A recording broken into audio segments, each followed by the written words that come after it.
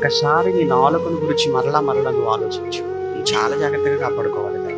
మనిషి అట అన్నింటినీ కంట్రోల్ చేయగలుగుతున్నాడట, కానీ ఎందుకో నాలుకను కంట్రోల్ చేసుకోలేకపోతే బలహీనత.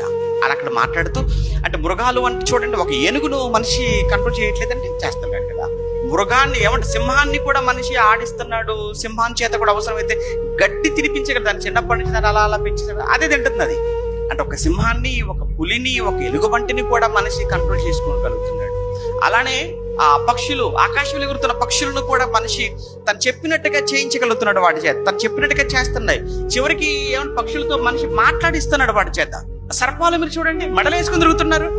ఇన్ని చేయగలుగుతున్న మనిషి, ఇంత సాధించగలిగిన మనిషి నోటిలో ఉన్న నాలుకను కంట్రోల్ చేసుకోలేకపోతున్నాడు. ఈ నాలుక కళ్ళలాడు నాలుక అయిపోయింది, అబద్ధాలు చెప్పే నాలుక అయిపోయింది, మోసం చేసే నాలుక అయిపోయింది. చాలా ఈజీగా మీరు ఆ క్షణం, మళ్ళా చెప్తాను, ఆ క్షణం గడిస్తే చాలు అనుకొని చాలా మంది అబద్ధం ఆడుతుంటారు. ఇప్పుడు అవసరం తీరితే చాలండి, ఈ క్షణం గడిస్తే చాలండి అనుకొని, ఈ క్షణం గడిస్తే చాలు, ఈ అవసరం తీరితే చాలు అనుకొని మీరు అబద్ధాలు చెప్తే ఎప్పటికైనా నిజం అనేది తెలియకుండా ఒక అబద్ధాన్ని కప్పిపుచ్చుకోవడానికి మనిషి మరొక అబద్ధం, ఈ రెండింటిని కప్పిపుచ్చుకోవడం మూడో అబద్ధం. దీన్ని కప్పిపుచ్చుకున్న ఇలా అబద్ధాలతో అబద్ధాల మీద కట్టుకున్న నీ జీవితం, అబద్ధాల మీద కట్టుకున్న నీ సాక్ష్యం, అది ఎంతకాలం నిలబడుతుంది చెప్పు?